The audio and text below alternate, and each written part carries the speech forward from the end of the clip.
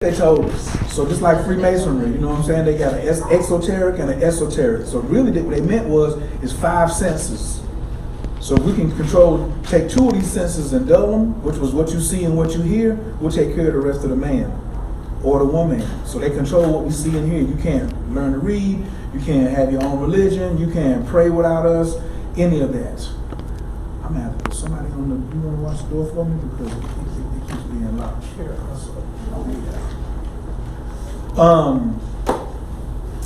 so when you're limited by the things you see, your movement is restricted.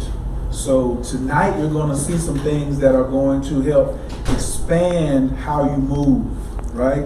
And we're going to talk about some things that are in nature that exist that can help us expand past what we've been looking at. You know what I'm saying? Because we always talking about somebody describing God to us. Somebody's already describing God to us. Let me tell you, God can do this, God can do that. But if you get there and see it for yourself, then guess what? Nobody needs to tell you no more. You're not a believer no more. You a knower because you have then experienced what God feels like.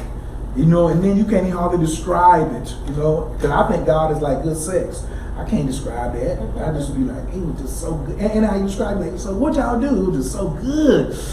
Yes, and when we thrive forward like that right there, but some of our spiritual experiences we really don't thrive for like we should. So tonight we have a very special guest in the house, not just your run-of-the-mill person who found some stuff and then was like, I'm this now. You know what I'm saying? You ever had one of them people? They mess around and found some weed on the ground, and now and then all of a sudden they sell marijuana. You know what I'm saying? We don't have that tonight. We have an official doctor. He's an OBGYN. He's delivered tons of babies and stuff. If anybody's pregnant and you're going to have a baby tonight, we good. We good. Don't do it, though. Just don't do it, because I ain't seen that yet. I'm waiting. All right? It's on TV. The toad, man. Wow. Woo. I've experienced the toad. I experienced it on my birthday.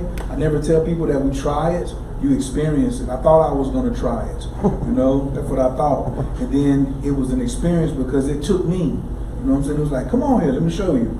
And it's not compromising. It is it doesn't debate with you, and it gets right to the point. It's very radical. And the changes that have happened since May the 18th, what a full moon in Scorpio in my life have been something I can't even record. Like I wouldn't be able to function in what I do to earn money if I was just sitting there and writing every occasion. That's how many things happen. It's like on a 15-minute basis, I would have to stop and write for 7 minutes. Then go along, do something else, and be like, boom. Because the sequence of events changes because I saw something that changed the way I moved. I felt something that changed the way I move. And it's just more sequence of events, right? Just like y'all being here tonight.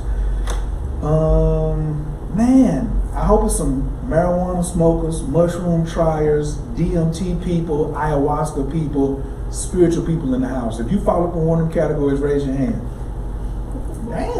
All right then. All right. You see, nobody had to we had one confessor, you know what I'm saying? We just say okay. So I don't know. He's got 2 presentations. I went down to Mexico recently. He had invited me after my toad experience, and I wasn't ready when I wanted to. No, when he invited me, I wasn't ready. When I was ready, he wasn't there. And then he was like, "Come on, you want to go and you want to?" I said, "Do you need along? Yeah, you want to tag along?" And I was like, "Yeah, you need an assistant," because he had an assistant in my ceremony, and I was like, "Sure." And I went to Detroit. Then I went to San Francisco, then went to LA. When I was in San Francisco, he just kept saying, the plane tickets are so cheap in Mexico. The plane tickets are so cheap in Mexico. We're going to just fly from here to here to here. He had me online. Next thing you know, I done bought like 4 plane tickets. All flying all through Mexico. Never been to Mexico before. The M in Mexico stands for majestic and magic and magnificent. If you've never been, you'll be going with me. Or you can go with Baba Kalinde, because now I got to put a trip together. I haven't done a retreat yet, but y'all have to come. So the first one of these, he's going to give you all some samples of Mexico, and I got a lot on my phone. The water in December is still 87 degrees. Okay? Just want to stress that. It's not 87 here in Atlanta. All right? And we're going to stay out there all day before we go to the mountain. All right. Man, I could just talk, but I want y'all to put a big round of applause. This is the first time in Atlanta in 15 years. Dr. Gerry.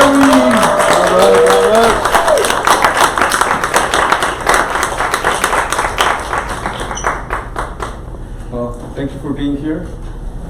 It's an honor to be here and share a little bit of light and love. So yeah, let's get to it, bro. Can you pass me the next slide?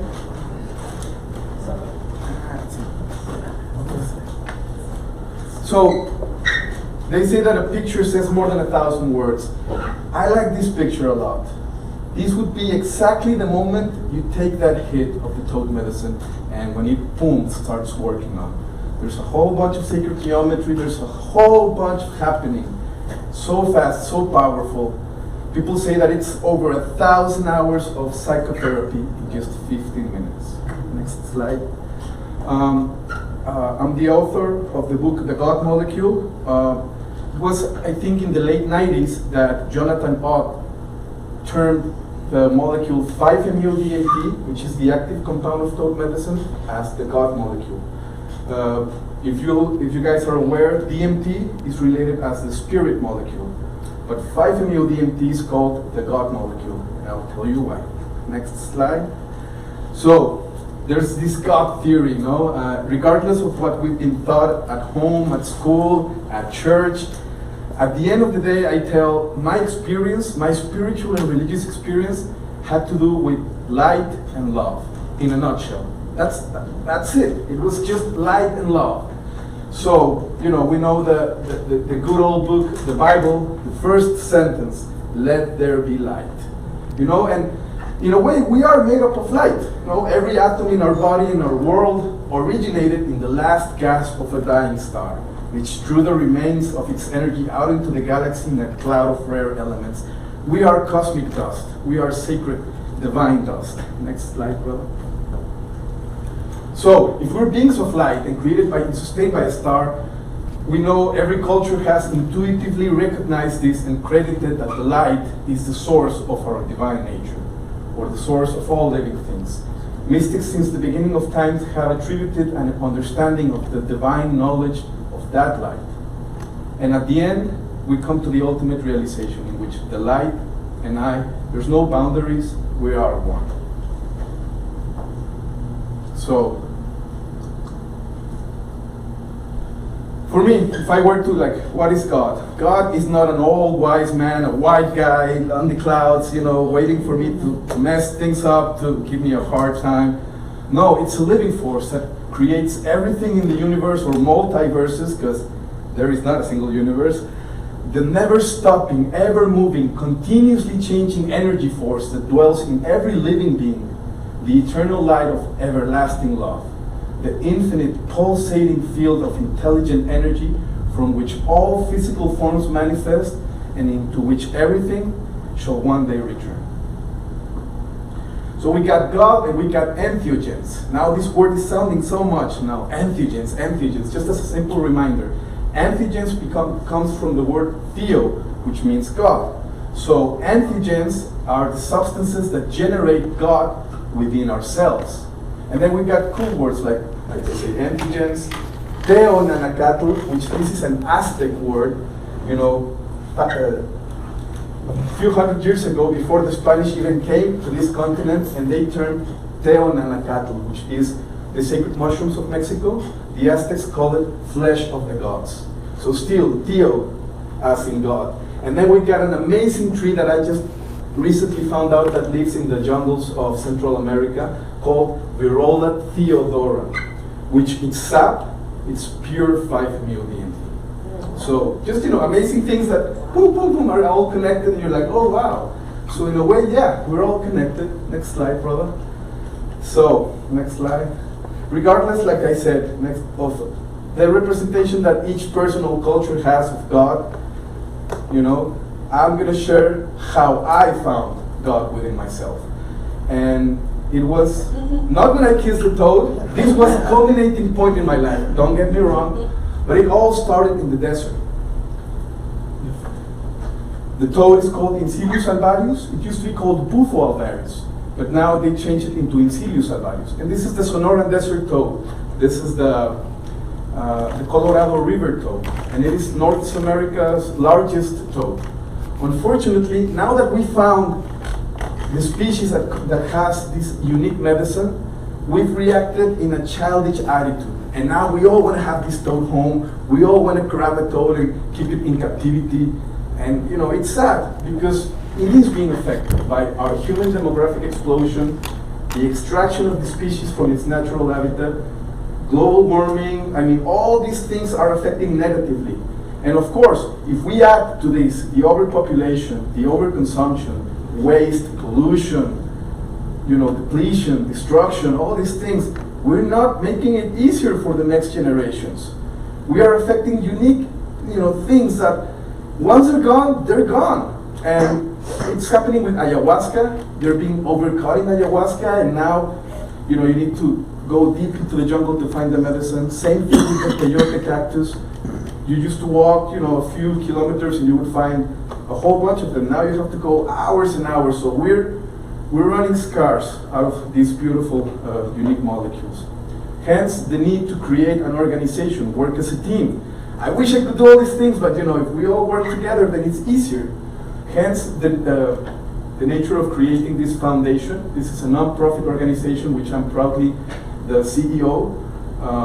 We work in Mexico, in the US, in the border region. Our main mission is to protect and help the toad in its natural habitat, build toad sanctuaries, and you know, in the way we've also identified that other species are being affected by all this, such as the desert turtle and the Gila monster.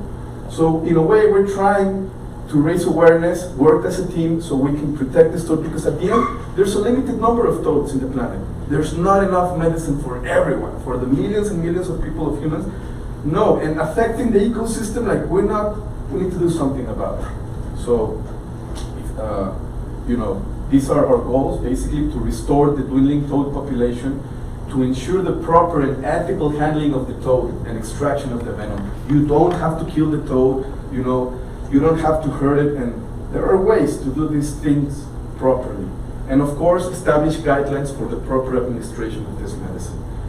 I'm also planning to train facilitators and create a retreat center in the desert so that people can come and meet my toads. I've been milking the same toads for now 14 years, proudly. And of course, conduct research on the efficacy of this medicine, because at the end, we're still in diapers. We're still unleashing the true potential of these antigens. Who are candidates for this amazing compound? People who are suffering from severe depression, hard drug addictions. Especially if you add ibogaine to the toad, then we have a more chance of success. Terminal patients, any pathological pattern of behavior, you know, and of course, sexually repressed people. At the end, this is just a huge sign that says trauma. You know, we've been traumatized, and we've been carrying also trauma from past generations, our grandmother, our great-grandmother, and we have to free ourselves from this. And I found that toad medicine is so effective. You know, it's straightforward. Oh, there are contraindications. Unfortunately, even though it feels that this medicine is for everyone, people who are mentally unstable, schizophrenia and stuff, you know, it shouldn't be. I wouldn't advise to them. But we've healed people with those diagnoses. So anyway, for me, like I said, it all began in the desert. I had to walk. I'm originally from Guadalajara, and I kept dreaming. I was 13 years old, and I kept having this repeated dream. I'm walking in the desert, and I'm looking for peyote. And I had no idea what that word meant. So I go to my old man, I'm like, hey, Pops, like, what's peyote? And he's like, that's drug for the Indians. That's what Indians take to get high. And I'm like, okay. Look up in the Encyclopedia of Mexico, peyote cactus. Sacred hallucinogenic cacti used by North American Indians for spiritual purposes. I'm like, wow, that doesn't sound like a drug. So I was immediately pulled, and I was like, I have to go there. So I told my parents I was going to spend the night at my neighbors, the weekend at my neighbors, and I just rushed to the bus station, took a bus to Real de 14. That's the spot, that's the heart of Mexico. This is the whole country, this is like the heart now. And that's a very ancient place where the local Indians from Jalisco Every year they make a pilgrimage. They walk all the way from this region, all the way here, to harvest the peyote cactus, to do their ceremonies. For the Huichol Indians, this is the most sacred thing in their lives. How far is the walk? This is around 600 miles. So yeah, it's amazing. Next slide. So I'm gonna show you what Real de 14 looks like. This is an amazing place. It's full of magic and energetic like vibrations. This is a town that's built in the top of the mountains in the middle of the desert. This was originally the first mint house of Mexico. The first telephone we had in the country was a direct line from Mexico City to Real de 14, because there was so much gold, so much silver in these mountains that, you know, as soon as they found out of the mineral potential, they just started, you know, to extract all this gold and silver. Curiously, this place, of course, got abandoned because the revolution began, and then they started to bomb the mines, and the rich people, they just ran away. The slaves and the working people said, like, where are we going to go? We're just going to live here. We spent our whole lives here. So their descendants are the local people of that region. And we see a lot of ruins, a lot of money was invested, but it's basically the sacred land of the Huichol Indians. This is Huichol art. These are the Huichol Indians. The Maracame, it's the medicine man of the Huichol tribe. And this is the desert peyote cactus. None is equal as the other, they're unique. The Huichol name Hikuri translates to God's light. Again, light. This is the royal Hikuri, the one that only has 5 buttons. Well, they call this a peyote button, but in Spanish we call the peyote has balls or buttons. So the 5th one, they call it the royal Hikuri. They say that if you eat that, you get closer to God. It'll take you closer to God. Once they harvest the peyote cactus, they go to the top of the mountain, to a sacred mountain called El Quemado, which also has an amazing story in history, to say like a Thanksgiving ceremony right there. So they close the circle. Once they go to the desert, they harvest the medicine, they come to the top, and they say thank you. So in a way, next slide, we see a lot of you know, their visions and basically their whole religion is based on the peyote experience. And we see very colorful bead art, and this is just a resemblance of what the effect is. I mean, everything, people ask me, what do you feel when you eat peyote? And I'm like, well, it would be like Mother Nature's ecstasy, like MDMA.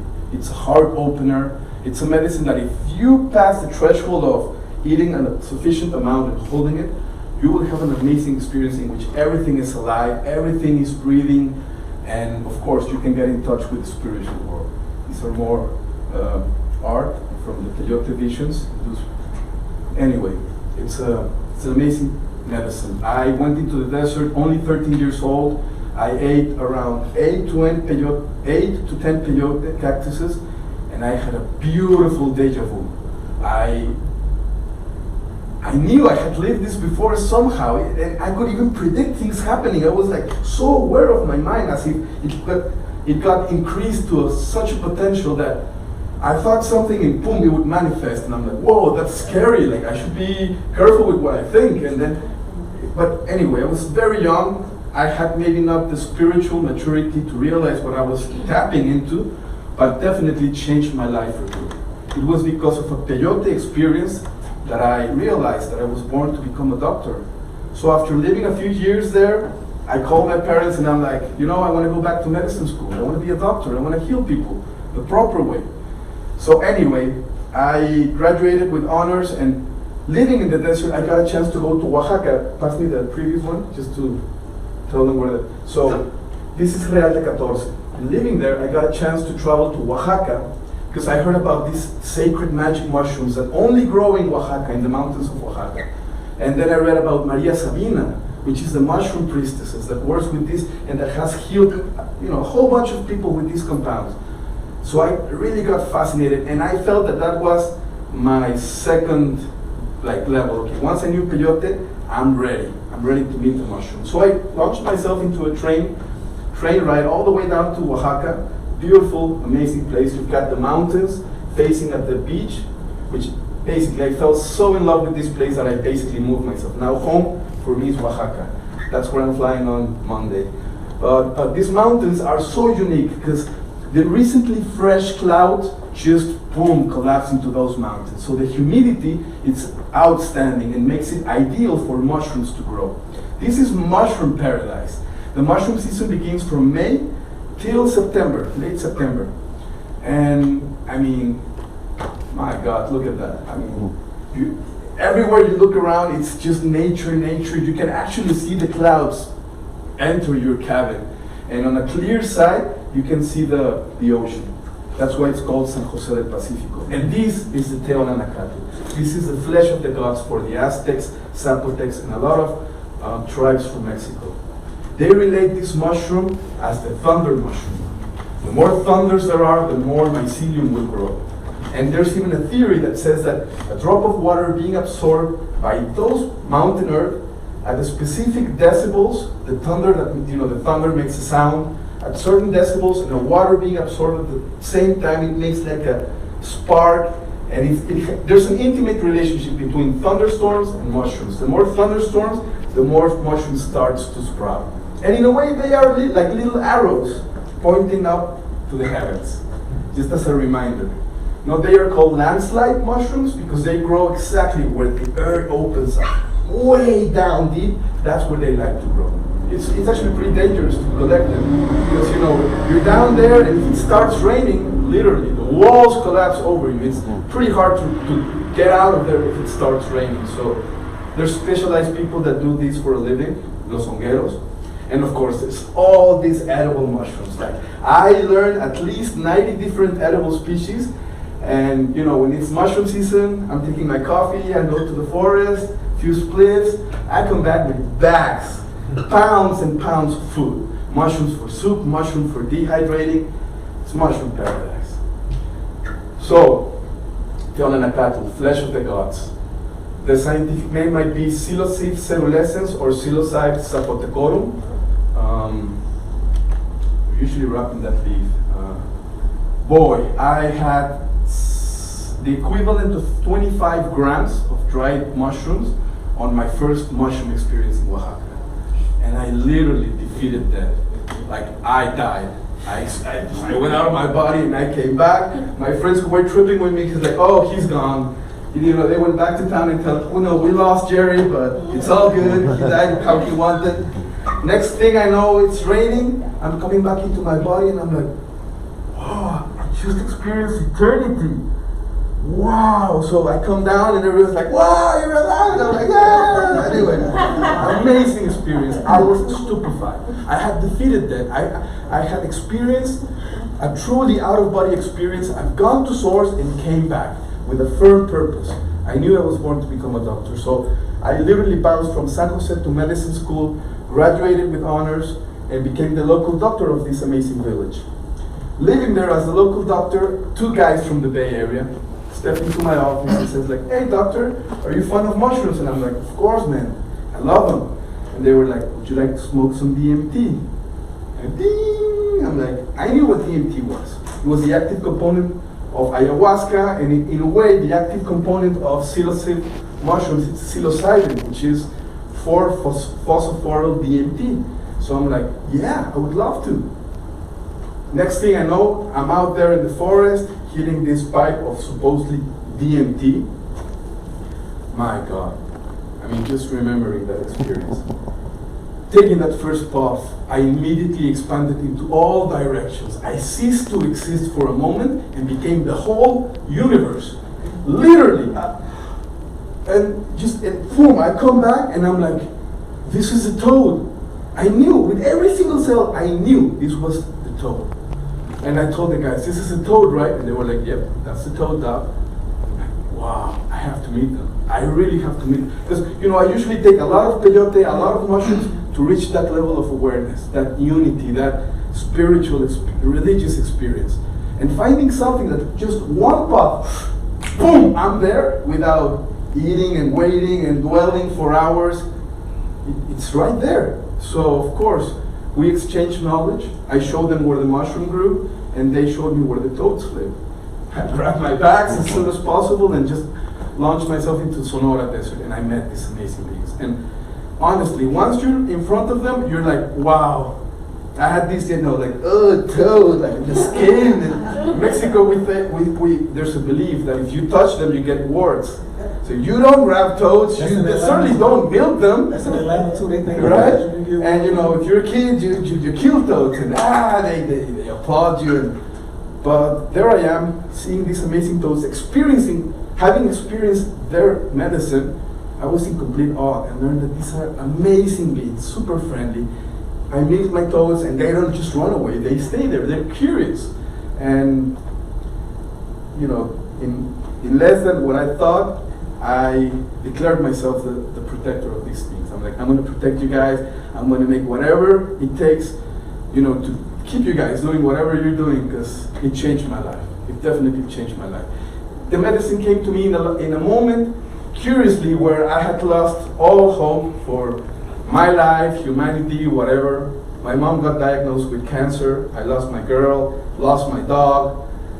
I mean, it seemed that it couldn't get worse than I was. And I really saw no light at the end. Even though I had already been exposed to these amazing compounds, I was like, why me? Like, why is this happening to me? Probably a huge Mars retrograde at the time. I would bet. But toad medicine came just in perfect timing, realizing that it was all in my mind, that I had all the divinity, all the power to fulfill my dreams. And as soon as I dedicated my life into sharing this beautiful compound, it just proved 180-degree change. Going back to the toads and to the lecture.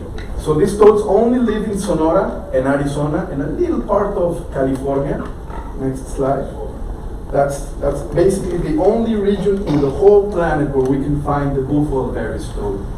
Next slide. This is the Sonoran Desert. It's a very dry, very hot place. It can get up to 110, 120 degrees. And it's the Sea of Cortez that gives the humidity to this desert and helps, of course, Bufo to thrive. That's the medicine man of the Seri tribe, good friend of mine. Smoking good? Oh yeah, he loves me. He's like, as soon as I came, he's like, you got anything to smoke? I'm like, yeah. Anyway, the desert is so amazing. There's not only toad, but there's also the sacred saguaro cactus, which is also a very powerful medicine plant. And you just need to eat a little piece of this huge cactus to feel it for over 20 hours. So this place is extremely magical. Even though it's very adverse, the temperature, the dryness, makes you wonder, what is the toad doing there? Like, why isn't the toad in the jungle where there's more water or on the beach? No, it's actually there on the desert. And it thrives. It spends actually 9 months in deep hibernating sleep under the ground, waiting for the thunders to start. And as soon as the monsoon season comes and the rainy season begins, they awaken, they come out of the ground to eat and to reproduce in a very small, brief window of 2 months, 2 to 3 months. The rest of the time, they just go underground. And of course, they only come at night because the heat during daylight is so harsh that it would kill them. If anybody hurts a toad at night and it's unable to go underground, it'll die by the next morning just with the heat of the sun. We found out archaeological evidence that the Hohokam Indians from the Sonoran Desert, thousands of years ago, they diverted the Gila River for agricultural purposes and helped in a way buffalo berries to thrive to this very day. So it's an amazing animal. It's the only mammal, the only animal that produces 5-MEO DMT. There's over 386 buffalo toads all over the world, but only in Sirius alvarius, like I said, possesses in its venom glands the medicine or this powerful antigen. These are the buffalo berry sightings where you would used to see the toads. That image was at least 15, 20 years ago. And nowadays it has only reduced to a very small area where those toads are. The medicine is squirted very carefully without harming the toad. The medicine squirts, and there has to be a receptive vehicle, such as a glass surface, to collect the medicine. So someone is holding the glass while other is milking the toads, right? And as soon as we milk, they have a couple of glands. I usually don't deplete them completely. I leave some glands with venom for personal defense purposes, whatever, in case if a predator wants to attack it. But yeah, it takes around 6 to 7 toads to get a dose for one person. Because at the end of the day, show me the next slide. Anyway, go back. This is something really beautiful. 2 before. Check the irises. Purple. Wow, that's beautiful. Next slide. This is freshly collected medicine. It looks like semen, actually. But next slide. Once it's fully dried, it becomes golden flakes. And next slide, this is the appearance of one single time milk. The gland itself will replenish itself within 24 hours with a very clear liquid, hardly with any antigens left. But if you continue to milk this many times, this is the appearance of the medicine. So if it's whitish, that's a toad that has been constantly milked, and it doesn't have the proper concentration as the golden one. Next slide. Look at that expression. Tell me, is that fair? I mean, it's almost like, having our loved ones in prison. Like, no animal should be left to this fate.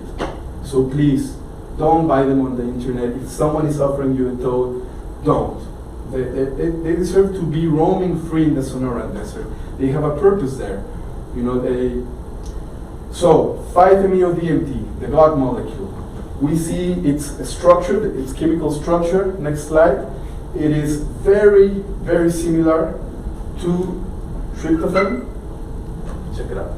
And melatonin, serotonin, and even psilocybin. They're all almost identical. Look at it. So, yeah, these are definitely alchemical keys that interact specifically with our brain tissue. Next slide.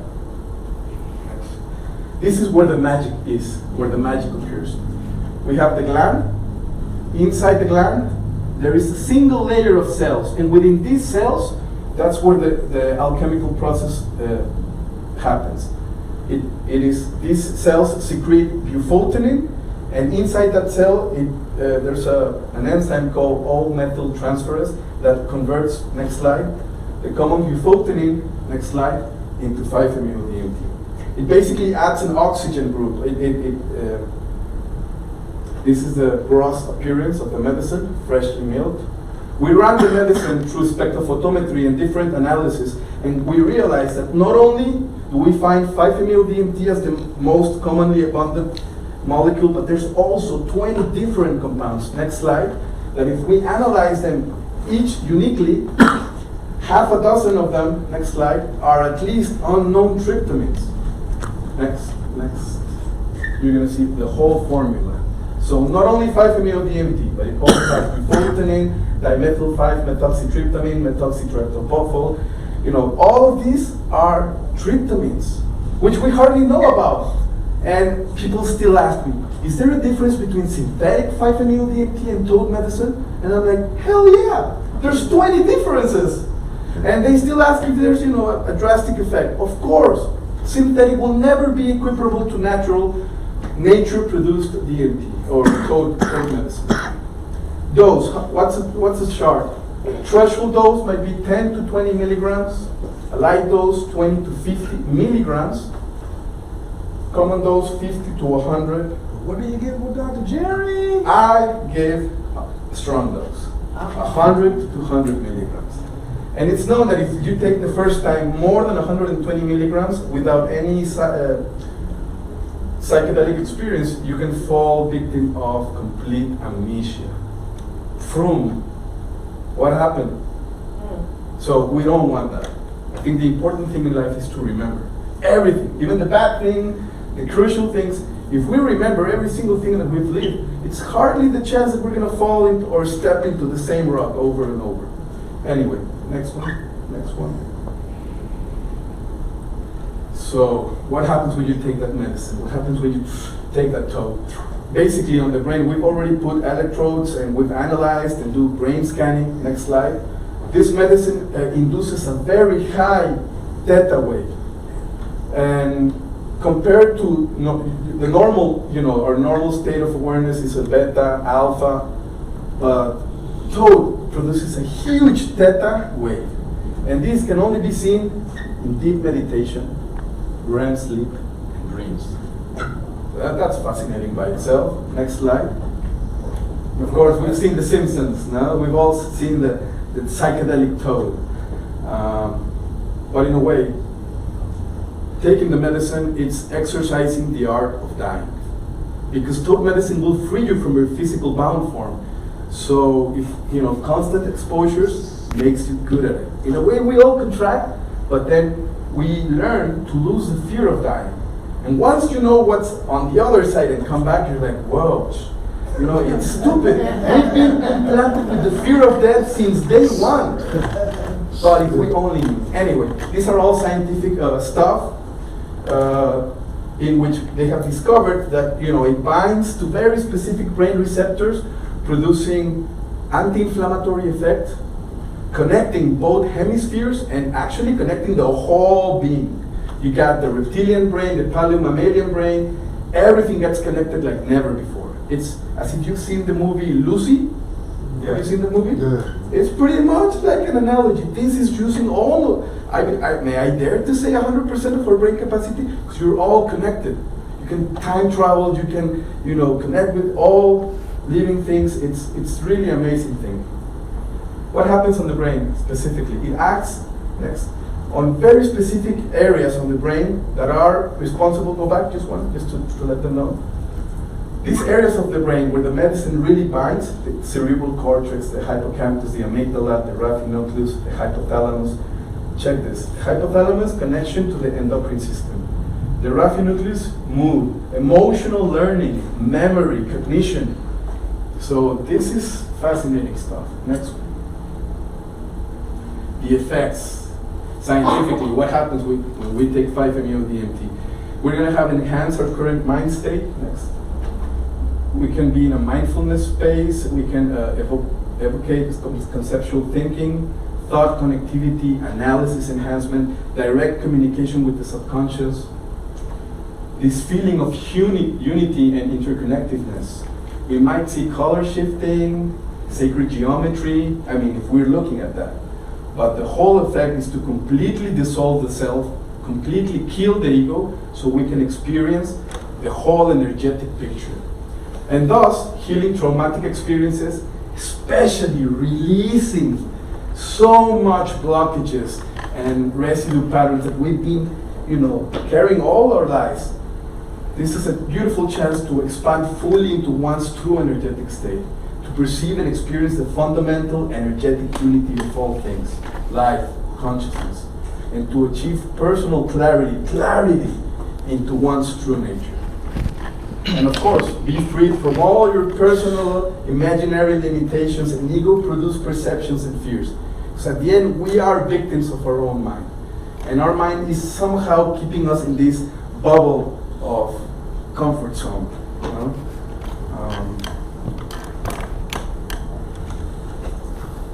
So good.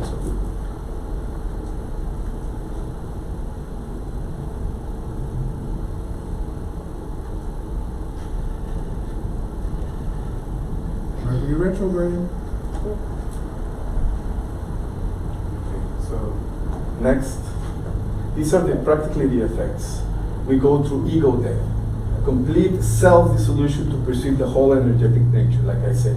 And sadly, what happens, I like a lot this image, because we take the medicine, there's this huge vortex, and we see the vortex, and then we start saying, no.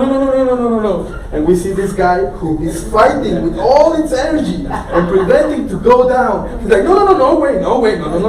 And he or she will, if it succumbs to its own fears, she will not let go. And that will be its experience, or her experience, of resisting, of saying no, and coming to the realization like, no, I'm good the way I am. I don't need to go through that hole. But if we trust the medicine, and we just surrender and let the medicine, woo, take us there, we're literally bungee jumping, base jumping, whatever you want to call it, into the heart of God. And that's where the true journey begins. Once we go through that hole, not before. And I've seen a lot of people who stay on that phase, resisting, contracting. It's all about surrendering. It's all about letting go. Anyway, and thus we're able to experience infinity, eternity. No other way. And we will see that it's within our grasp, it's within our hands, and it's inside us the whole time. No beautiful way to be freed from yourself, by your own self, without the imposition or of nobody else, you know. This is self-realization, and the medicine does the whole work by itself. You don't need a shaman to translate the medicine or the spiritual world into your reality. You don't need someone to interpret the experience. You will know, with every single atom, with every single cell, you will know the truth, the ultimate truth. And it's an awareness, it's an awakening process. If I were to classify the process itself, to reach the ultimate state of awareness, we have to go through these steps. First, awakening of the self, an eye-opening. Wow! Then you realize that we've been carrying a whole bunch of shit and things that don't serve us any purpose. So we have to purify ourselves. We have to clean ourselves, clean our temples, so that the light can come in and shine beautifully as light beacons. Then we will reach that enlightenment state. Some people go through boom, boom, boom on the first take.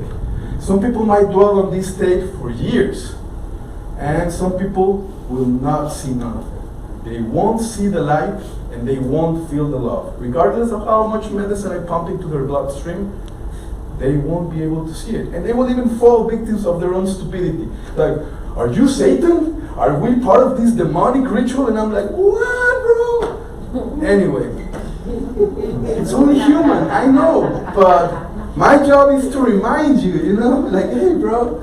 Anyway, no other substance will give you this interconnectedness. And Matthew Palamary, which I had the honor of chatting with him, he wrote an interesting book called The Theory of Evolution. And it is through nature's, at the end it says that nature provides with the necessary means and tools for our own development. So he found out that we could synchronize the human cognition and achieve true healing by stimulating, activating, and affecting memories, attachment, and other psychodynamic processes of the brain. And only when they're all connected, you know, like, and work in unison, the instinctual, emotional, and intellectual centers will feel, think, and act simultaneously from a balanced point of power where fears are neutralized and experience shifts into insight, relatedness, and beauty. This is living wise medicine. There's no intention, no purpose, like, should I do something before? No, the medicine already knows. This is living wise medicine. So, I mean, and I'm not adding the anti-inflammatory, autoimmune regulating, antidepressant, the powerful antigenic properties, all these effects at the end. It is living wise medicine, and it's truly medicine. People say it's toad venom. No, it's toad medicine. Next one. So the experience itself. The importance of the experience is to have a sacred container. Because we can get polluted and contaminated by spiritual dark forces. I mean, there's a whole bunch of things that are happening now, and we need to act properly. So, of course, setting, dose, sitter, ceremony, mood, and of course, astrologically. They all gonna make a huge difference. You know, if we're not on the right mindset, it's gonna go wrong. If we're not in the proper setting, if we're in the rave party and someone wants to give you 5 minutes, no man, that's not a way. You know, and of course, who you're gonna do it with. That also affects so much the nature of the experience. If the sitter, if the facilitator is not clean, he will transmit you his darkness. He will transmit you all of his pollutants. So it is imperative that you know who to take the medicine with. And of course, sufficient dose. If the medicine is going to dissolve you completely, why would you want to have a half a dose? Or even less, a microdose?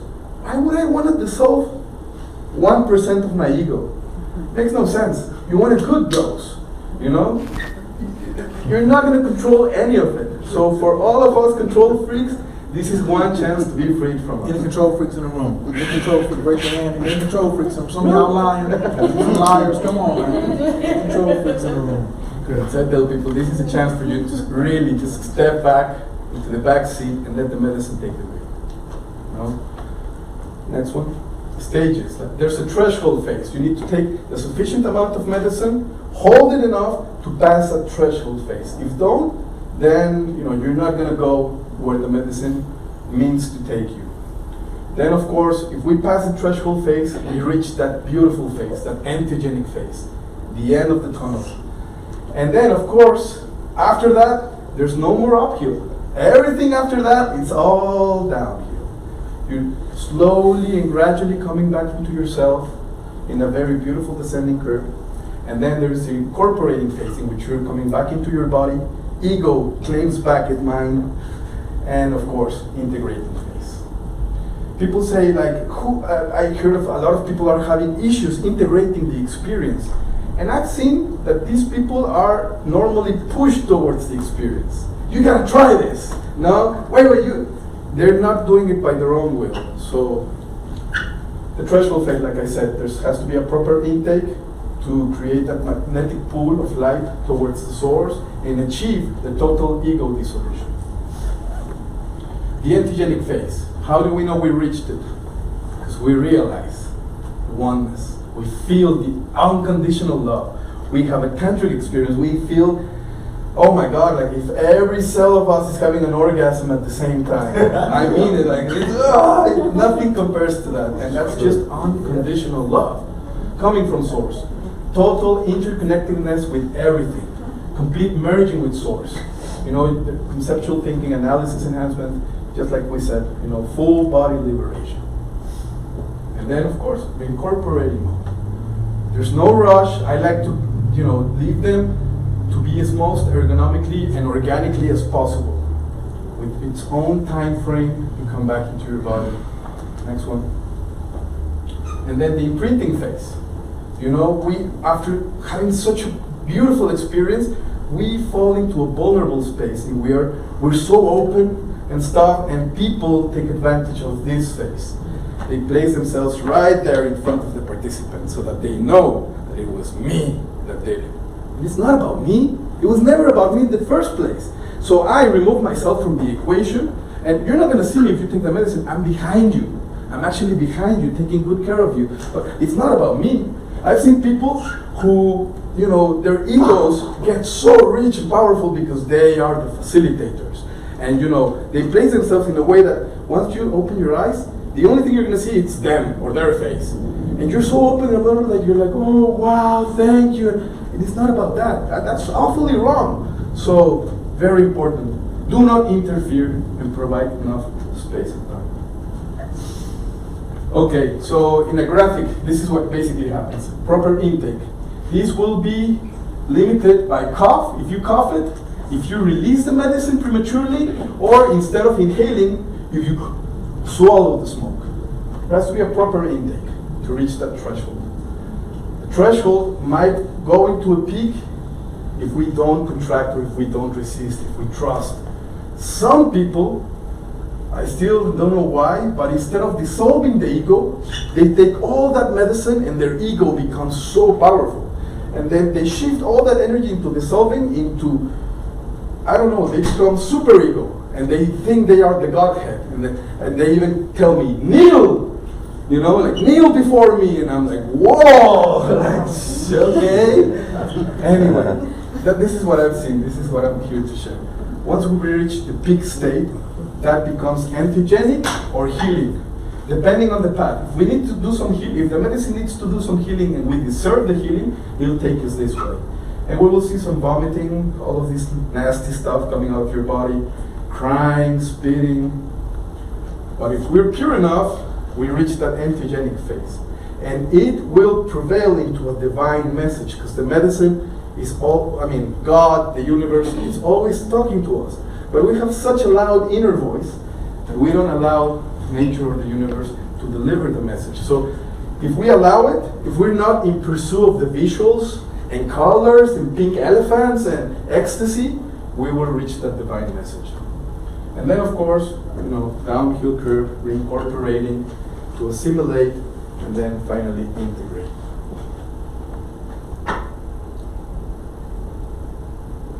So just a few shots of my work around the world. Proper setting. Have the right people so that you can fully trust and let go. I mean, they're beautiful. These pictures say so much. This is a full release brother. Anyway, this is a whole family. They brought the whole family, wife, husband, and son. They're all witnessing each other's beautiful ceremony. We call this the launch pad, and so for anyone who is going tomorrow, we just ask you that you keep your hands and feet inside the vehicle. This is your vehicle, this is your launch pad. The whole, see how the lady got her arms spread out over there and stuff? Like she's still inside the vehicle. See how my man right here? He just utilizing all the vehicle. Got all the vehicle. All this is you over here. This is not you over here. Okay? Stay inside the vehicle. If we ask you to please, return back to your seat, that's what we want you to do. Just really just lay back down. That's all. See this right here? This is great. This is what we're looking for on Bufo Airlines. Stay right here. That's what we're doing. And the space that we have available for anybody that's coming tomorrow is crazy. Like just the house itself, the energy is amazing. It sits on 7 acres, but then the room itself is like so feng shuied out. How they have like, you can't even see the ceiling, but they have these just long silk things just running across the top, and it's just crazy comfortable, yo. So we have an amazing setting for you to go in and come back out and be like really, really comfortable. Oh, for those of you who are watching the videos before you came here tonight, we don't do anything standing up. See all the people prone, lay down. We don't stand up and, oh, you need to look at the sun and yada, yada, yada. To me, I'm gonna just tell you from my particular experience, that's some real bullshit. That's some real ego of, I want you to do it the way I'm trying to impose it on it, because it's still the Wild Wild West was these entheogens, and there's no governing body. It's just the integrity of the person. So if a person really wants to get out there and put you in this vulnerable state and then say, hey, that was me, I was the one holding you up, but your body totally dissolved. Why the hell you got me standing up? I can't feel nothing. I don't care what you are either. I don't care if you're a strong man or anything, Navy SEAL, whatever. This is the position right here for you to get all the way into God. And what I want, another reason why I even brought Gerry, I'm sorry I'm interrupting, but you know what I'm saying? I said that in Tantra, a lot of you women know, women say, oh, we hold everything in our womb. Brothers, have you heard the women talking about their womb? If you're a brother, raise your hand. If you've heard the women talking about their womb. You heard women talk about their womb? Their womb, their reproductive organs, right? Like, oh, got all this trauma down here. But the ladies don't know where we hold trauma. See, we don't have a womb. We hold our trauma in our heart. So the relationships are so jacked up because you got to get past this breastbone. So if there's a man beside you, tap him on the chest. Go ahead, you tap him on the chest. Tap somebody on the chest. Tap. You ladies tap the brother on the chest. Tap him in the middle of the chest. We don't want other brothers tapping us in the chest. So we don't do that. But look where his hands naturally are at. This heart, it just when it said it's dissolving all this space, or this love can go in there, because love needs to heal the heart. But it's so tough for a woman. I don't know how to get to him. Yeah, he's so unreachable because he has so much trauma. And this is a natural breastplate that God gave man to stop, for defense mechanisms. We out here giving war, you know what I'm saying? He lets y'all's hips expand so the baby can come out. Our hips don't expand like that, so we don't get pregnant. We got broke mammary glands. We can't breastfeed. You see what I'm saying? But this medicine right here, today was my 69th ceremony I witnessed, and 90% of the men that I've seen of all races, their hands at one point in that 20 to 30 minutes come to their hearts. And you can see them almost doing surgery on themselves. It's just like, where did this come from? It's just so new to you, you just don't even want to touch it. And I experienced that myself. And so for women, it doesn't compromise with your trauma. That's what I say for y'all. Women, y'all such negotiators. oh, this is the reason why I'm holding it. Subconsciously, you have all these. You go into the little goddess group and say, oh, I want to get rid of it all. I want to get rid of it all. But then when it comes time for the work to get done, you got all kind of reasons in the subconscious why you hold back. Like the little man, that's a woman too. That's don't want to go slide down the hole. With the toad, there's no compromising. So for all the sisters in Atlanta and all the sisters that I have seen in all these groups that come out and you still ain't healing men. You still ain't healing men. You still went in there and you still going back. You hopping from group to group to group to group. It's like you hopping from MLM to MLM to MLM. You still ain't got it yet. Why you ain't got your money yet? Unless you at the top, unless you starting them.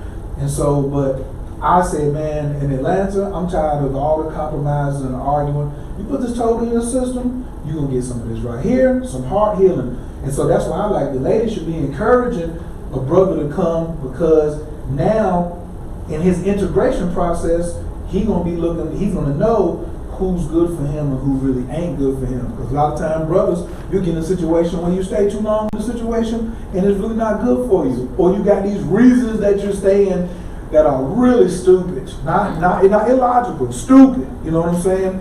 But this is reality, you know what I'm saying? And we always talk about healing the heart space. So I definitely respect the womb because I come from them and I love them, every aspect of them. But we men don't have an agent of healing like this that's operating out here right now. There is no feminine group that's saying all we're going to do is when we finish our training, we're going to go heal him, we're going to go heal him, we're going to go heal him. It's not happening. We the goddess gang and we gang. What is it? It's a hot girl summer. You know what I'm saying? But after you finish and then get to a cold winter, is the hot girls going to go and say, well, let me go over here and take care of these? No. It's just, that's fine. And I want the women to have value in themselves and self-esteem and all of that. But you have all the self-esteem you want. If your partner heart is closed down, you fucked. You fucked. Because you got these good soldiers out here. You got these men out here who really want to do something, who got scarred before. And the ladies be like, man, I ain't messing with him because he got all that baggage. Toad is a baggage cutter. You talking about releasing stuff? It's right here, man. This right here is just an amazing sight.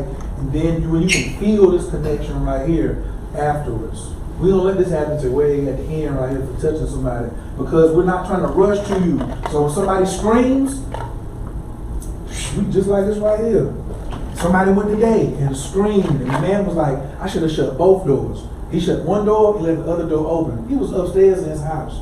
And he was like, I'm going next. And he was like, man, shit, I don't know.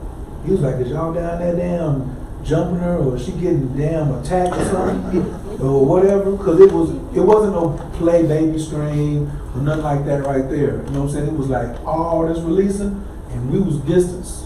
And then even when I came back out, I was like, man, was y'all right over me? He was like, it was like, bro, when nobody nowhere like 5 or 6 feet from you. Then when I came upstairs, everybody was looking at me crazy, right? And I was like, what are y'all doing? Because we was at Calenda's house. I just hugged him and I was like, thank you.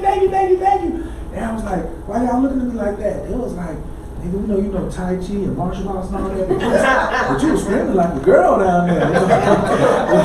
Like everybody got quiet when we heard you scream. That nigga was screaming. That nigga was screaming. So, but I don't remember me screaming. You know what I'm saying? At that point. You know what I'm saying? That end part about integration and what the divine message was, and I was about to say something, and it was like, you talk a lot. Why you got to share that with everybody? This is for you. And I was like, oh shit. Yeah. So a part of it was stop spoiling people's surprise. That was a part of my divine message. I be trying to make things so easy for people, and it was just like, stop spoiling people's surprise. So even this entire lecture and stuff, and all the Q&A that y'all getting ready to ask, all the stuff I'm gonna say, I'm still holding back. You know what I'm saying? Oh, you gonna hold back? Because you should have your own experience. I'm not gonna spoil your experience. And like I said, today I was my 69th person, and I have not seen 2 experiences that are the same yet. Including one clown experience where the dude coughed the medicine and tried to fake it. That was really crazy. That was the most dumbest. You needed that for sure. That was the dumbest part. You know what I'm saying? He coughed, and then he tried to pretend that he still had enough gas in the tank. And then he laid there and nothing was happening. And so me and Gerry was like, Right? And then all of a sudden he was just like, ah. Ah! Whoa! I was like, bro, you ain't do nothing. You ain't do nothing. You got some water in the tank, not even gas. You know what I'm saying? And then we had one Jesus freak. You know what I'm saying? Hey man, Jesus is a strong medicine. And he was just cool and laying there. We thought it was going to be in a Buddha state and just lay there and take the medicine and just chill. So I was like, Jeff, I'm going around here, check on somebody, go to the bathroom. I left real quick. You know, I stopped talking land for a second. Woo, woo, woo. I said, let me go back in here. I was going like 180 seconds. Came back, and this joker was just walking around the room. Jesus, the pastors, He was like, he was snitching on the church, but he still wanted to represent Jesus. He was saying how dirty the pastors was, and how he played and stuff. And he was profusely sweating, and Gerry was on the floor like, please come in, please come in, please come in. Because he had already knocked Gerry down one time, and Gerry was like, fuck that. You know what I'm saying? He's going to you know, and so that was a real, he wasn't doing this. Remember what we said? Please keep your arms and legs inside the vehicle. So when I came in, I said, bro, I thought we had a deal. Listen to me. For what? Listen to me. So that right there, I've only seen one of those. I never want to see anyone again. Any Jesus freaks in here? Okay, good. All right. So even if you don't go this weekend, when I bring Gerry back in January, just stay away from Jesus, okay? Leave the wife, okay? Now, all right. You see? Relax, release, and allow. That's my advice, guys. Like that, in a nutshell, that's my advice for you guys. Just relax, release, and allow. Focus on those 3 words, you'll have an amazing experience. That's that. We're literally dissolving the ego. We're experiencing death. That's called the non-dual state. You're beyond right and wrong, black and white. Beyond that, you're directly to source. You'll never leave this. Next one. Ceremonies. Why do I work in the ceremony space, even though I'm a doctor and scientist? Because I acknowledge the spiritual world. And of course, this is sacred work. My job is to ensure that safety and beneficial process, minimize difficulties, honor the trust you placed in me without influencing nor interfering. That is the way I work, at least. Of course, always in a ceremony and, you know, through acquired experience. It's 14 years now working with this medicine. Over 7,000 ceremonies around the world in 39 countries. So, this is the secret. This is my secret. Work with great tact and compassion. Intuition, support, education, medical supervision, presence, consistency, attentiveness, loving kindness, and firmness. Toad medicine ceremony. This is how. What is a toad medicine ceremony? We basically give the introduction, dynamics, how we're going to work. If you have any questions and answer, then we proceed to the blessing of the space. There's always a candlelight present. We smudge the place. We smudge every person that's going to be on that room, and then we do an opening prayer, and then of course we give the intake of the sacrament to reach that antigenic state in which we basically hold that sacred space, like I said, and of course help in the integration of the process. Integration, you know, like, because something happened, you know, definitely something happened before and after. So if you're having issues coming back into this reality, a lot of people are like, whoa, after such an experience, I don't know if I want to go to my old job. Or I don't know if I want to go home with my wife. Like, they come into this like, now what should I do? Because at the end, it won't matter what I do. So some integrating methods, or even few percentage of people, they take that they hit that pipe and then they're full on, and then they think they're still there and they're afraid even to go back to sleep because Toad will show them death, and they're just stupefied and so fearful. And they call me like, Gerry, like I can't sleep, it's been 1 week, I don't dare to close my eyes because I'm afraid that I'm gonna die. And I'm like, dude, let go, surrender. And at the end, these are just a few advices that help you to ground yourself or to integrate the experience. Grounding foods, such as meat, tomatoes, and all these tubercles that were underground. They helped us to ground ourselves. Certain acupuncture spots to ground and not to produce the contrary effect. The exchange of hot and cold baths, that's also a grounding exercise. Move! We're so lazy nowadays. Everything at our fingertips. Phone, Man, go and take 3 laps to the block with awful, and I'm sure you're gonna have a very beautiful night's sleep. Anyway, some people, they just want to be touched and be held. Or even more, they just want someone to listen. You know, hold that space. We can lean on remedies such as herbal supplements and sleep remedies, and hardly end up in taking a sedative or going into psychotherapy. So, thank you.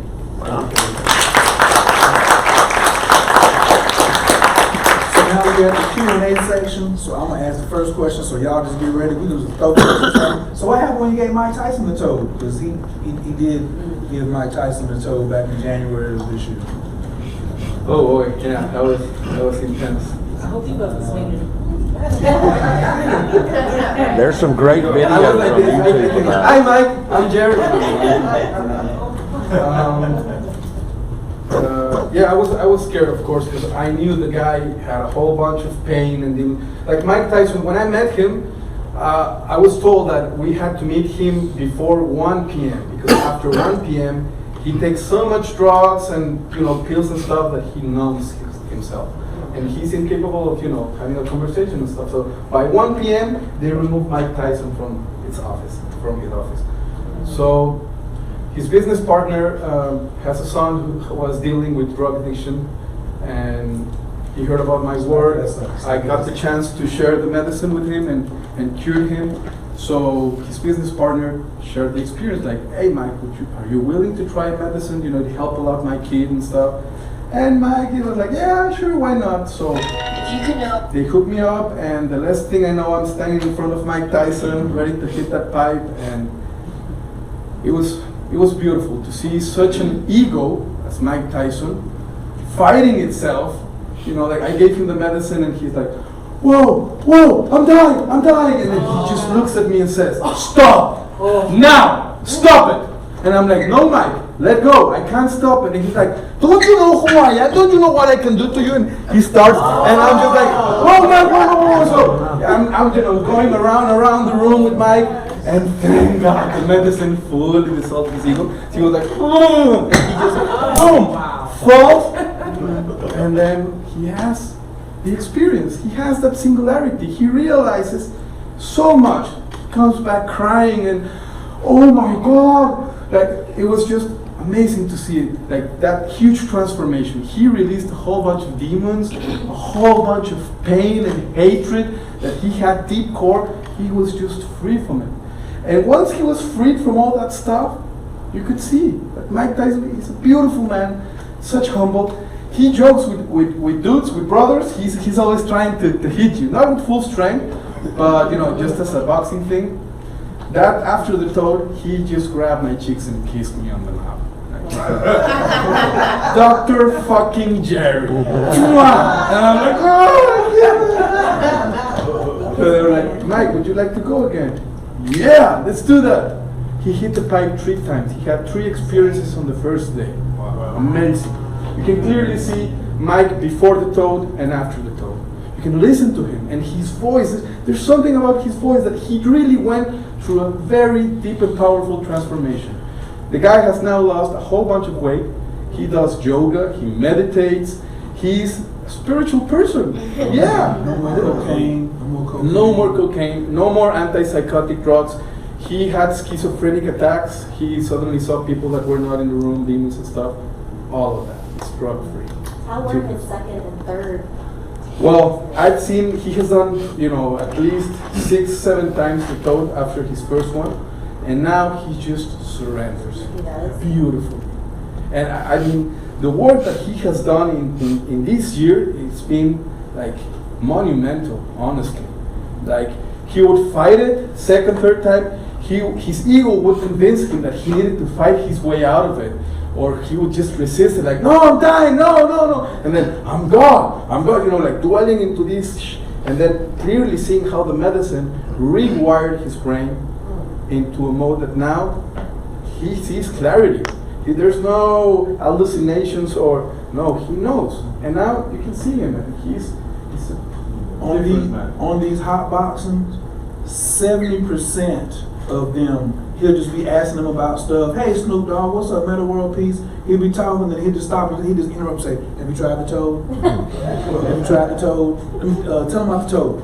So I tried the toad, you know what I'm saying? And for me, with somebody that powerful and everybody knows how he is and seen the transformation, I lost a whole bunch of respect for Snoop Dogg, Exhibit, Wiz Khalifa, and LL Cool J, especially, who tried to start turning it into a joke when he was really being very serious.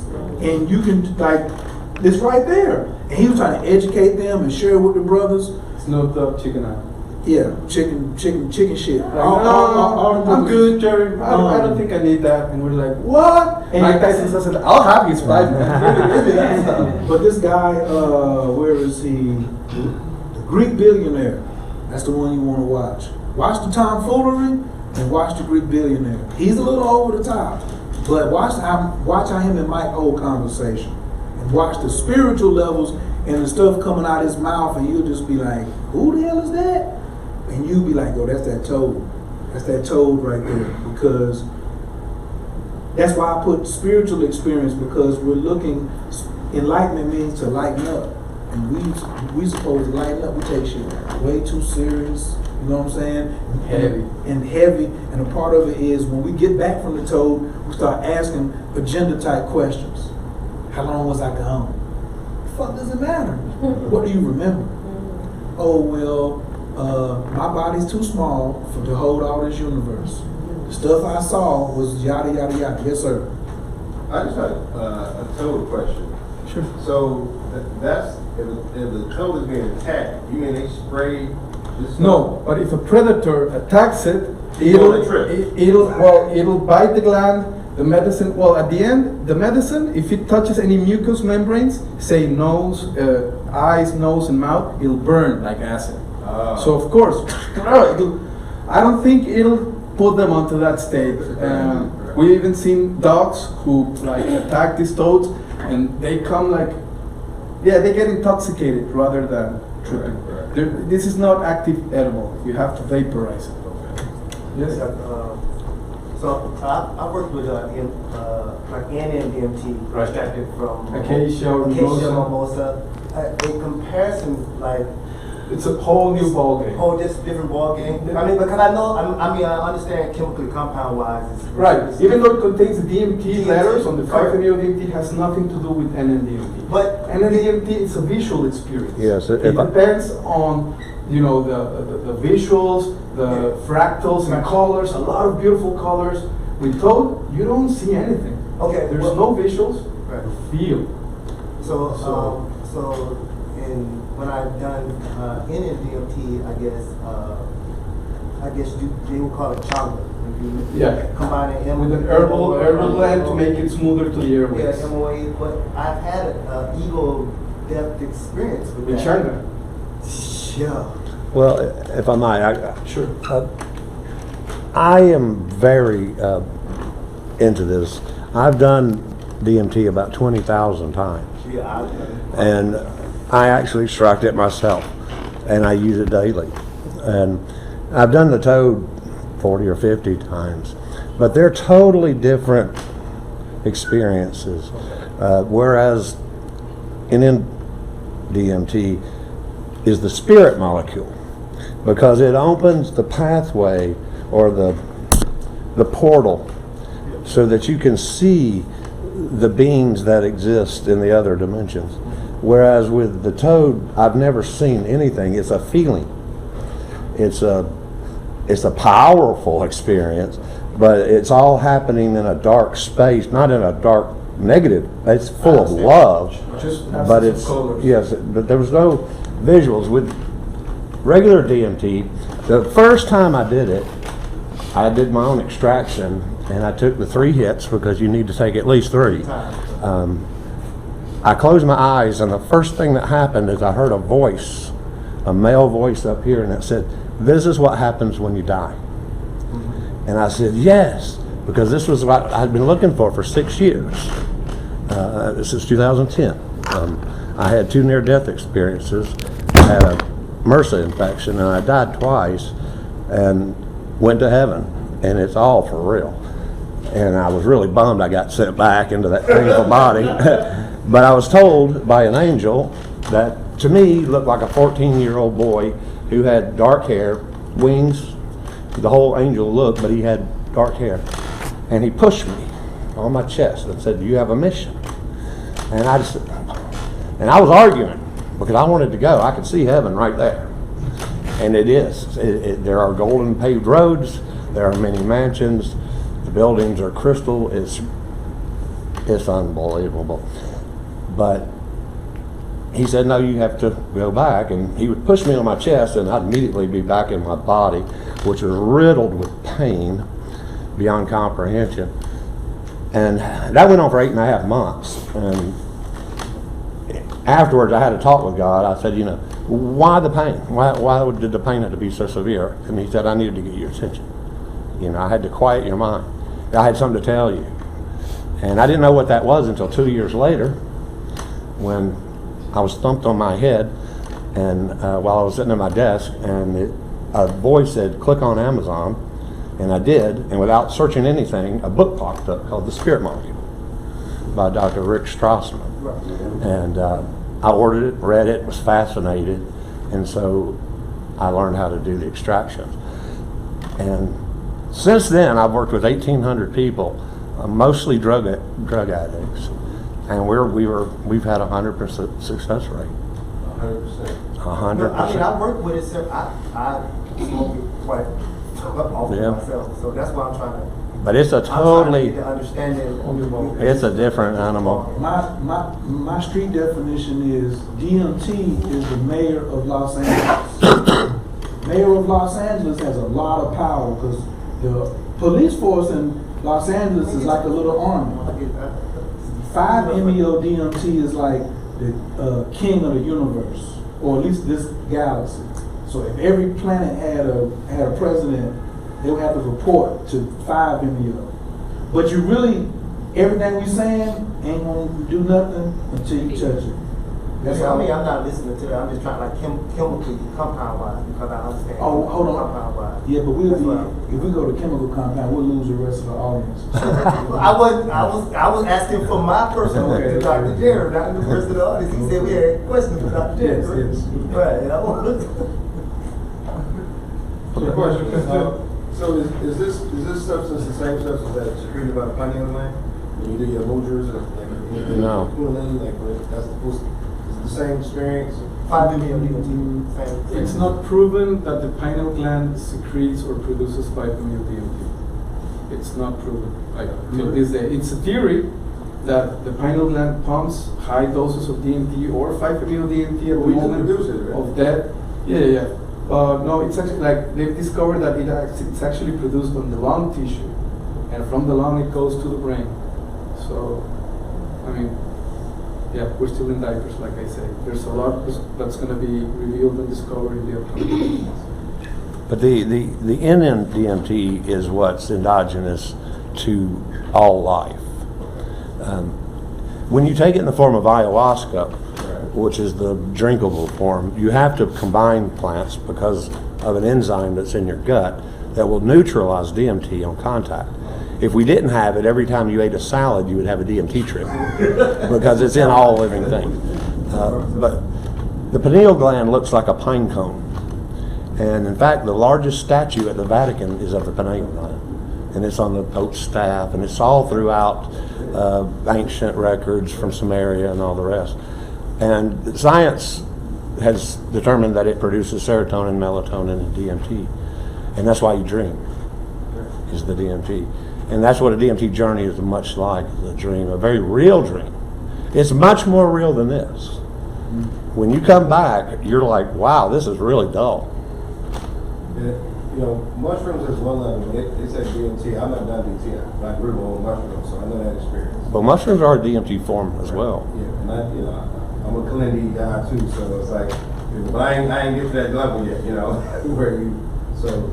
What dose you on right now? I was, 15. I wasn't doing the 30s like he said, because I was doing it by myself. Yeah, it's funny. A friend of mine, he grows his own mushrooms and he microdoses. Right. And he takes 3 milligrams. And there's a purpose for it. It's helpful for depression and things. But I said, but you've never done mushrooms. You got to take an ounce. Gotta go. Yeah, that's to feel mushrooms. But microdosing, I think, is a wonderful thing that needs to be explored. It has great potential. But if you want to have a psilocybin experience, you've got to take an ounce of mushroom. It's like with DMT. You've got to take those 3 hits. I often, in my facilitations, the person will take, because what happens is you take the first hit, you hold it as long as you can, at least 30 seconds. Let it out, and you're going to be really relaxed. And you take the second one, and then it's like, wow. Hyper all comes It's on. like, and a lot of people stop there, Yep. and I can time it. Because in 6.5 minutes, they're going to open their eyes and say, damn it, I should have took that 3rd hit. Can we do it again? And I'm like, yes, but if you just done it the first time. But I use it, I have a real high tolerance, so it takes 6 or 8 for me, at least. But sometimes I can get there on 3. I think it's just the depth of the toke and how long I've held it and the rest. Y'all catch him on the side because we got a few more minutes before we got to be out of here. Oh, okay. So tomorrow, let's say somebody's coming to do toad, or let's say they're not coming, but they're going to do toad somewhere else, another facilitator.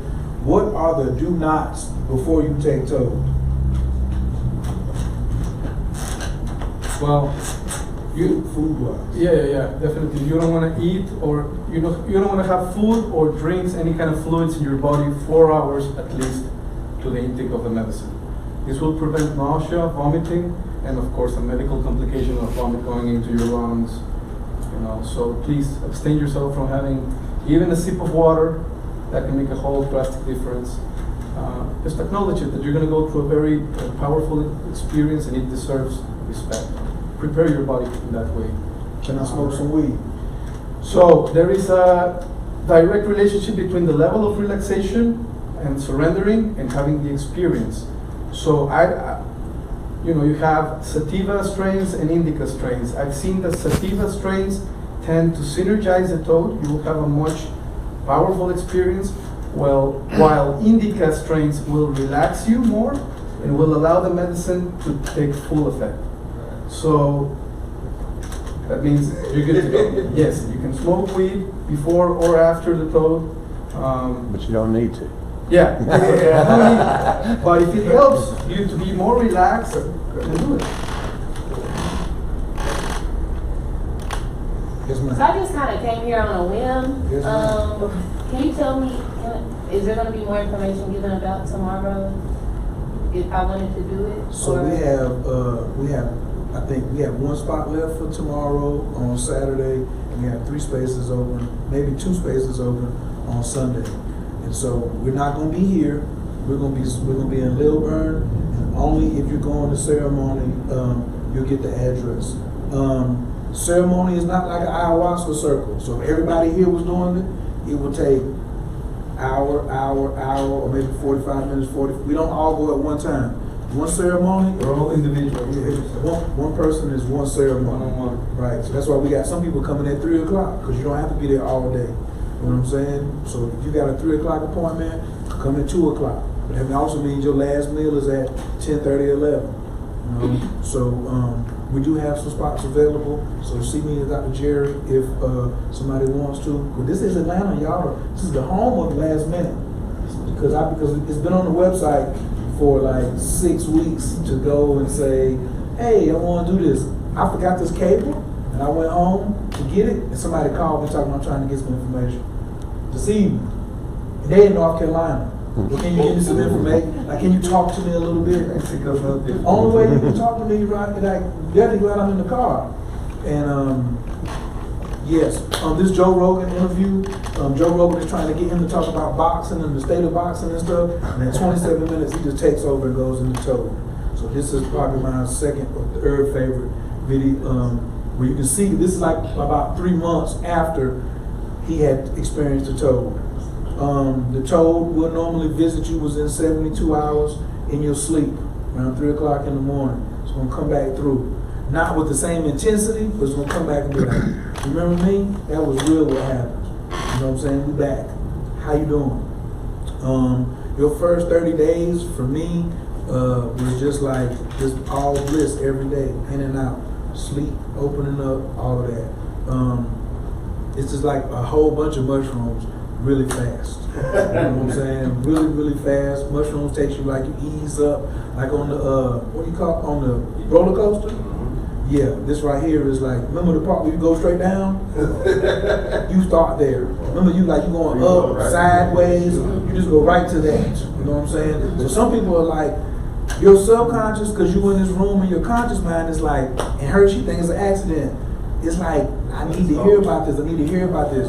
But your conscious mind, which is like a teaspoon of water, is really mad right now because it knows it's going to lose control. Your mind is what's limiting you, like you said, from that other reality that's much more engaging than this. These answers that we're looking for on this particular side, you probably ain't gonna never get.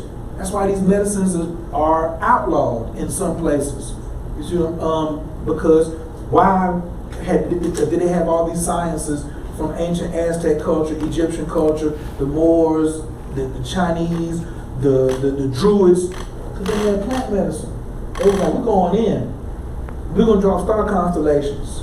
And then we're going to walk around and look normal during the day. We're going to go over here in a dark room, and then we're going to make it pop. So the healing factor for me is the first part. Because some people are going to resist, because we've been resisting. I've been in so many groups that always see resistance from male and female. And this right here is such an uncompromising, doesn't really give a fuck about how you feel and all of that. But if you've been doing your work and you're a meditator and you've been breathing right and stuff like that, you ain't gonna have that type of reaction, you know? But if you've already been watching YouTube videos, and remember, what's the song? Do anything for clout. Do anything for clout. People who got these things on YouTube, they want you to see something really crazy as hell, so you'll watch it, they can get more views, so they can get a check. But yeah, it's been some wild stuff, but that's been the minority of things that I have seen. But on the backside, the joy and the bliss of everybody. Because the thing about the Toad, it meets you where you at, honestly. So you can fool your mama, you can fool your daddy, you can fool the person that you had sex with this morning. But you ain't gonna never be able to fool this, because this venom is sitting up on the ground for 9 months. It's waiting in this jungle. It's prepared. It's in there training for your ass to go in there and meet you and set you free and get you where you wanna go. You know, and it's gonna take you, really gonna take you as far like as you really capable, because you don't know how capable you are. You ain't never been pushed this round. I'll be able to go to work on Monday, right? Oh yeah. Oh, yeah. Oh, yeah. It's over. You don't even be able to. It seems like you're there for hours, but it's just a few minutes. Yeah, it's just, And we just ask that you don't drive 1 hour after your session. So when you finish, chill out. Do you videotape? Yes. If you want to videotape your session, yes. Right. But if you come in, But there's nothing to see. There's no relationship of what you're gonna see on the video Yeah. with what you're going to Right, I do. just, like. I've got a whole bunch of When you come back videos from I the trip, don't you're gonna see what you look like on this trip, right? You just look like you're laying there asleep. but you might not, that's if you laying still. yeah, sometimes. Right. Well, I've never been able to move. Yourself, my brother. I've never been able to move after taking the Toad. I mean, it's like, Is that when you're like gone? Because you were saying how Mike Tyson was, you know, Oh. like, you could see. Yeah, but this was before his ego dissolved. Okay, Like, so. you take the medicine and you have, what, a few seconds, maybe 3 seconds. to me, I It bring depends on how much you're resisting as well. If you resist more, you have more. My thing is, like, when I did it the first couple of times with Dr. Gerry, I'm into the psychedelic aspect, so I wanted to keep my eyes open to see the psychedelic effect. Well, after 3 seconds, there's no way. I mean, it's, you're laying back. Okay, so you can't see your surrounding, I can't see, you know. Not initially. So for me, I break things up into fifths. Nothing, to me, I've never seen nothing last more than 4 minutes. So if it's 20 minutes, that's 4 times 5. So that first phase, I seen somebody that might last for 30 seconds or it might last 4 minutes. But you just not seeing anything. Cause I was like seeing people like come up and I'm like, me and Gerry are behind you. And they just look directly at me. You're going in and out. Now you out. But your eyes are open. Your eyes were But open. it's, you're surrendering. Yeah, and I'm making eye contact with you, you know, and then you just go to do something else, and then afterwards we say, so what do you remember? And then you tell us, and I said, you remember looking at me? He was like, what do you mean? I thought nobody was here. I was like, well, no, but I don't say that no more. I don't tell you what you were doing unless you kind of ask me a little bit, you know. I'll tell you, the first time I did it with Dr. Gerry down in Florida, when I did come back and I opened my eyes, I was surrounded by 12 angels, 12 seraphim angels. They were like in the positions of the hands of a clock. There were 12 of them, and they were all facing me in a prayerful position on their knees. And for a few minutes, they were there, and before they sort of evaporated and the room kind of came back together. But it was the most beautiful, welcoming, because the space is nothing but pure, unadulterated love. And it's very familiar. The second time I did the DMT, as I was coming back into the body, which is one of the more enjoyable parts, it's so relaxing, but I said, God, that place is so familiar. I've been there before. Those beings, I know them, they knew me. There's a bunch of them. They're in all different types. There are these little gnomes. There's fairies. There's angels. There's praying mantis looking things that seem to be doctors. They seem to, I've never had them perform the surgery on me, but people report having a surgery performed by what looks like a praying mantis. I have seen the praying mantises. One I've encountered is like I guess you would say animal humanoid type. Ladies and gentlemen, these are what we call psychonauts. Listen, oh, sorry, if you go another one, I'm going, you know what I'm saying? And like, it's better to have this ability where you can go when you want and come back than to not have this ability. Because he can't be manipulated. He can't be manipulated. He can't be manipulated. Once you become a psychonaut, you know already saying reality. You know you call bullshit so much. Oh, and, yes. And I want to tell people, like when people say psychonaut, it's not a person who just like really likes to get high.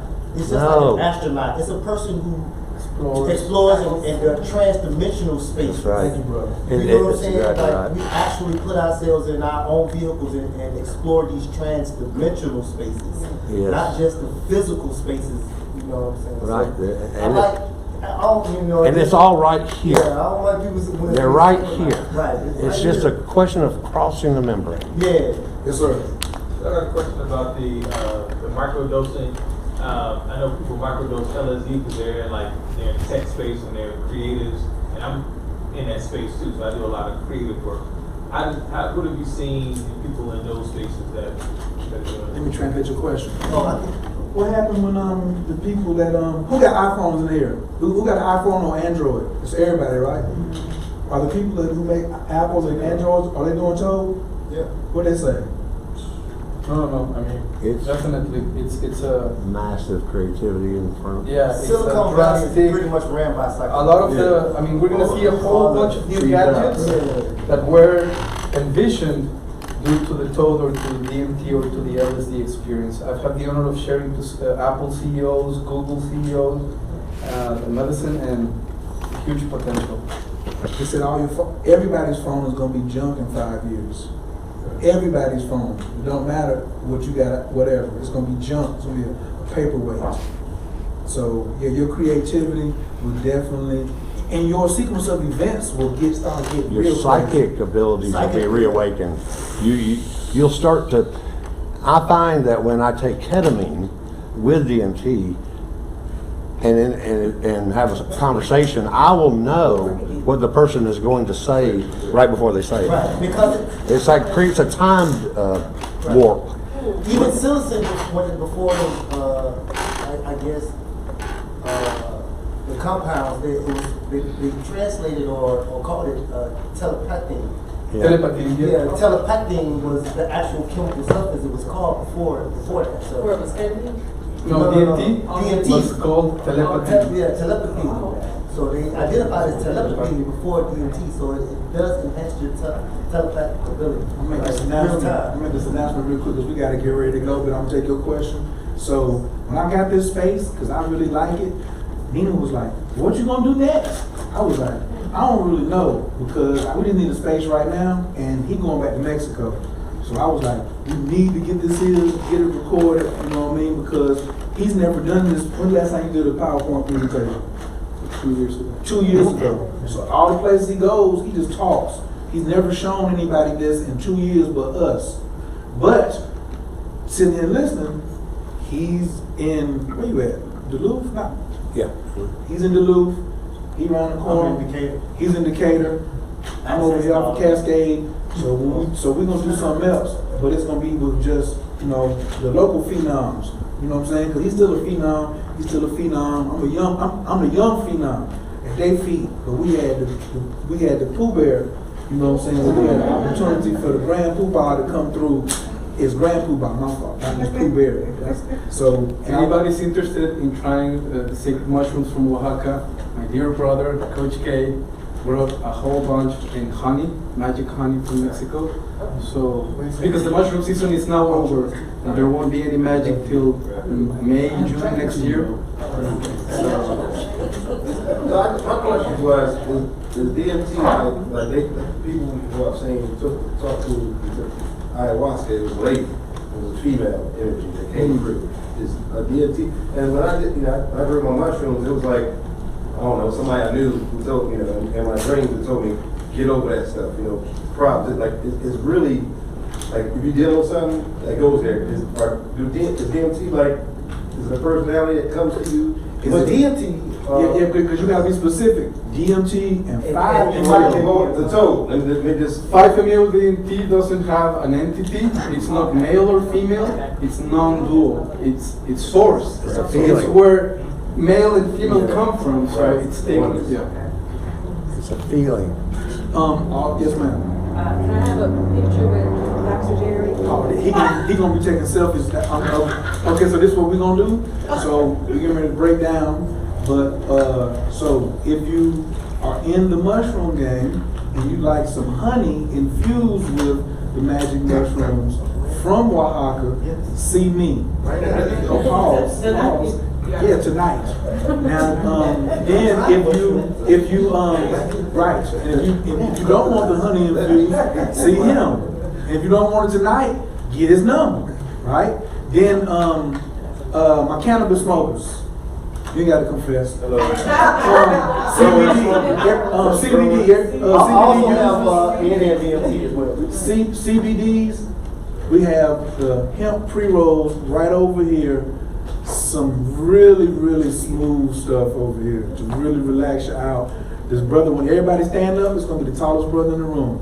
Okay? Because ain't nobody here. There's only 1 7-footer in here. All right. So when you get up, if you looking for some nice pre-roll, smokable hemp, and you want to know anything about hemp, if you got some land somewhere that you are for real, and you want to be a farmer, hello, I do not know anybody in the room that is on the folks like this joker is right here.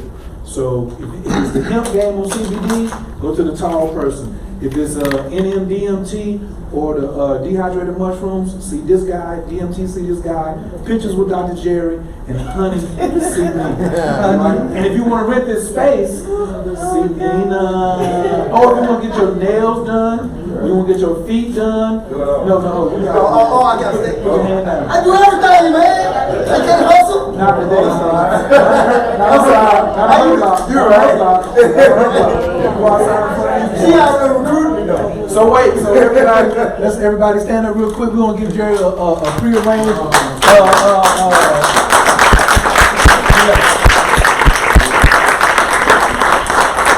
Okay, now wait. Now everybody sit down real quick because I want him to take a selfie with the whole crowd. You know what I'm saying? Because here's the other thing too. I'm just gonna be real. He said the king sing. But get the other king sing. I think. Okay. And so when you start watching, you start typing in 5-MeO DMT, these people really want to synthesize it. They want to synthesize it. They don't really like fucking with Gerry. You see what I'm saying? 'Cause Jerry's indigenous. Gerry, you believe in white Jesus? Oh, what? You know what I'm saying? And so there is a concentrated effort to keep this away once again from indigenous folks. So I was like, we're gonna put, what I say, 20 chairs. Right. So now we got people standing up, so we got more than 20 people here. You know what I'm saying? And it ain't about what the medicine is for, this color or that color, because I'm telling you, once you're on the toe, you forget all about all that black shit, white shit. I'm telling you, you can't comprehend, you cannot hold it. You cannot hold it. You gotta come back and then decide whether you even gonna pick that shit up again. You know what I'm saying? Like, I would love to have a whole smoke out part of the Ku Klux Klan, and that shit would be funny as hell. Smoke out the night. That's right. Time down. I'll tell you this. If everybody in the world would do this one time, there'd be no more atheists, there'd be no more violence, there'd be no more war. And I think suicide will go down too. A whole lot. And people don't get it. That's why they keep Well, it first of illegal, all, death is an They illusion. wanted to. We've never been Y'all dead. get in the corner. And we will never die. So we take this picture. What's up, Jerry? Come on, man. We transition a lot, but we never die, we never die. So, yeah, go on and get in the back, then, Jerry, or something. Yeah, stand by her. There you go. Everybody look at us. 1, 2, 3. You want me to turn the flash on? No, it's good. You got everybody? Got everybody. Take one from that angle. Yep. We want to cover.